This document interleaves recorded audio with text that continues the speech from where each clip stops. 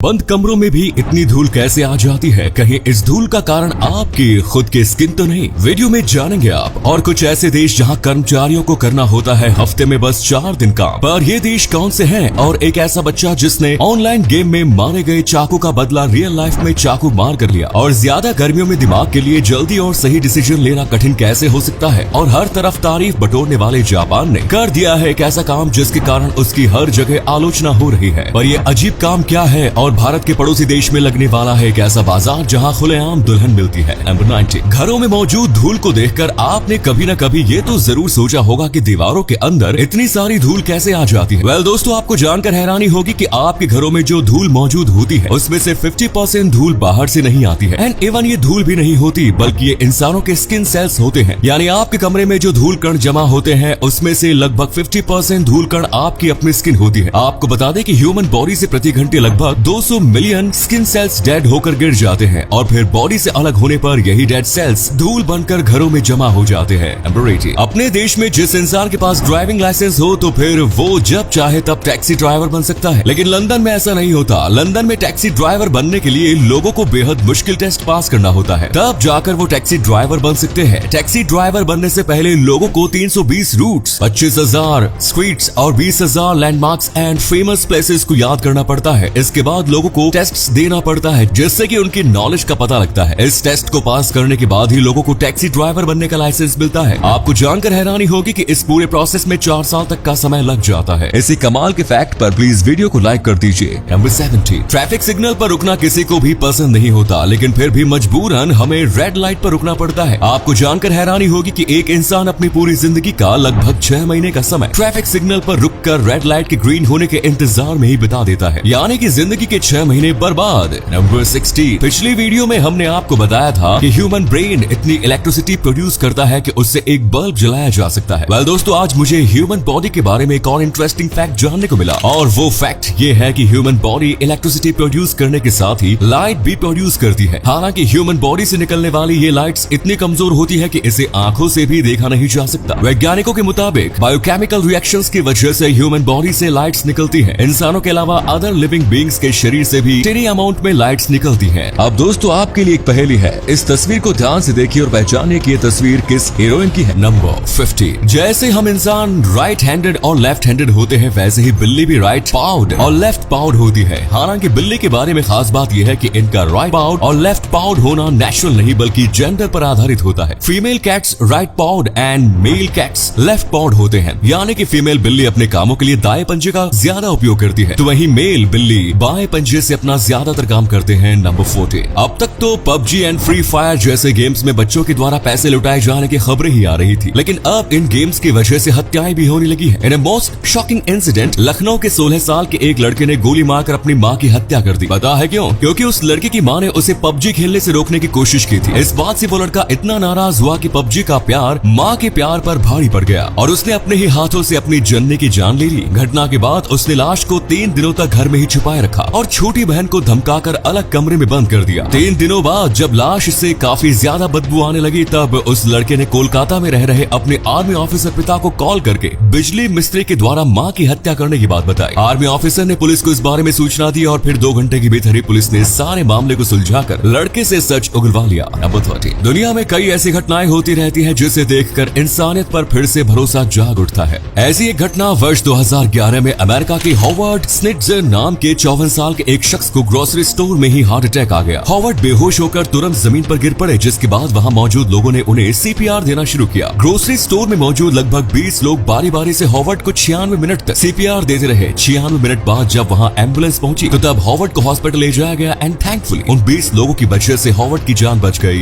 India में आज भी कई ऐसे वर्क फील्ड है जहाँ सप्ताह में 1 दिन की भी छुट्टी नसीब नहीं होती। वहीं दुनिया में कुछ ऐसे देश भी है जहाँ अब सप्ताह में 3 दिन की छुट्टी भी दी जाने लगी है। सप्ताह में सिर्फ 4 वर्किंग डेज वाले देशों की लिस्ट में अब ब्रिटेन भी शामिल होने वाला है। ब्रिटेन की लगभग 70 कंपनियों ने 4 डेज वर्क वीक का ट्रायल करना शुरू कर दिया है। इस दौरान कर्मचारियों को सप्ताह में सिर्फ 4 दिन काम करना होगा, लेकिन उन्हें सैलरी पूरे महीने की मिलेगी। नंबर 11, एक नॉर्मल इंसान का दिल 1 मिनट में 70 से 100 बार के बीच धड़कता है। वेल, ये तो हमें स्कूल में ही पढ़ा दिया गया था। तो अब हम 1 मिनट की बात छोड़कर 1 साल और पूरी जिंदगी की बात करते हैं। तो चलो जवाब दो, क्या आप जानते हो कि एक इंसान का दिल पूरी जिंदगी में कितनी बार धड़कता है? अगर आपको जवाब पता है तो वीडियो पॉज करके आप कमेंट्स में बता सकते हैं, और नहीं पता तो बस वीडियो देखते रहिए। मैं बताता हूँ, दुनिया में इंसानों का जो एवरेज लाइफ टाइम है उसके अनुसार एक इंसान का दिल पूरी दुनिया में 3 बिलियन बार धड़कता है। वहीं अगर साल की बात करें तो 1 साल में इंसान का दिल 35 मिलियन बार धड़कता है। नंबर 10, आजकल के युवाओं में गेमिंग का नशा किस कदर छाया हुआ है, इसका अंदाजा आप इस घटना से लगा सकते हैं। दरअसल फ्रांस के रहने वाले 20 साल के जूलियन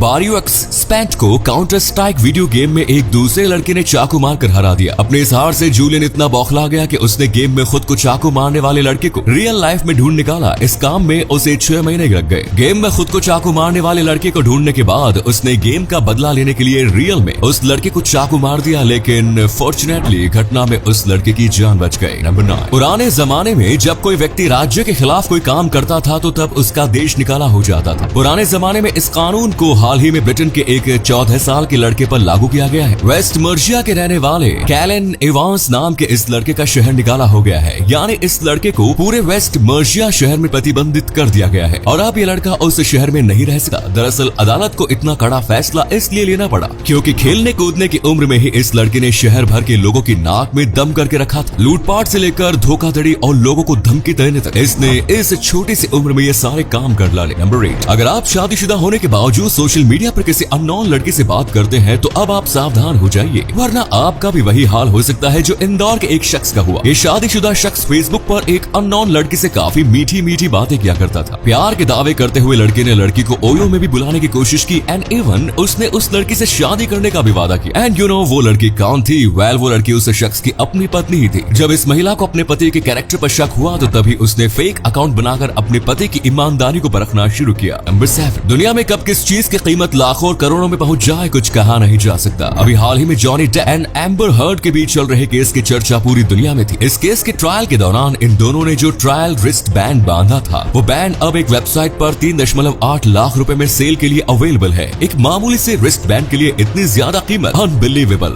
नंबर 6, अगर आपको कभी कोई कॉम्प्लेक्स डिसीजन लेना हो तो मैं सलाह देता हूँ कि आप किसी ठंडी जगह पर चले जाओ। अब मैं ऐसा इसलिए कह रहा हूँ क्योंकि जब हमारे आसपास का क्लाइमेट काफी गर्म होता है तो तब ह्यूमन ब्रेन कॉम्प्लेक्स डिसीजन लेने में लेस कैपेबल होता है, यानी कि ज्यादा गर्मी की वजह से ब्रेन की डिसीजन लेने की क्षमता कुछ हद तक कम हो जाती है। नंबर 5, क्षेत्रफल के हिसाब से अलास्का अमेरिका का सबसे बड़ा राज्य है, लेकिन जनसंख्या के हिसाब से अमेरिका के सबसे छोटे राज्यों में से एक है। अलास्का की जनसंख्या लगभग 7 लाख है, वहीं इस राज्य का कुल क्षेत्रफल 1.723 मिलियन स्क्वायर किलोमीटर है। अलास्का के आकार का अंदाजा आप इस बात से लगा सकते हैं कि अलास्का में न्यू जर्सी जैसे 15 राज्य बसाए जा सकते हैं। नंबर 4, ऑस्ट्रेलियन साइंटिस्ट बैरी मार्शल ने अपनी रिसर्च में इस बात का पता लगाया है कि एच पाइलोरी बैक्टीरिया की वजह से स्टमक अल्सर्स बीमारी होती है, लेकिन उनके इस रिसर्च रिपोर्ट पर किसी ने भी यकीन नहीं किया। उन्हें कानूनी रूप से अपनी थ्योरी का इंसानों पर टेस्ट करने की इजाजत नहीं थी, जिसके बाद वो अपनी बात को साबित करने के लिए एच पाइलोरी बैक्टीरिया को खुद पी गए। इसे पीने के कुछ दिन बाद ही उन्हें स्टमक अल्सर हो गया, जिसके बाद उन्होंने एंटीबायोटिक्स से खुद का इलाज किया। टेस्ट से पहले जो भी लोग बैरी मार्शल की बातों पर यकीन नहीं कर रहे थे, अब वो भी उनके काम की तारीफ करने लगे। इस काम की वजह से उन्हें नोबेल प्राइज से भी सम्मानित किया गया। नंबर 3, क्या आप ये बात जानते हैं कि अकेले अमेरिका में ही हर साल लोग लगभग 50 बिलियन बर्गर्स खा जाते हैं? बर्गर्स अमेरिकी लोगों के सबसे फेवरेट खाने में से एक है। ऑन एवरेज एक अमेरिकी नागरिक हफ्ते में कम से कम 3 बार बर्गर जरूर खाता है, तभी अमेरिकी लोग इतने ज्यादा मोटापे के शिकार हो रहे हैं। आपको बता दें कि सबसे ज्यादा मोटापे वाले देशों की लिस्ट में अमेरिका दुनिया में 14वें नंबर पर है।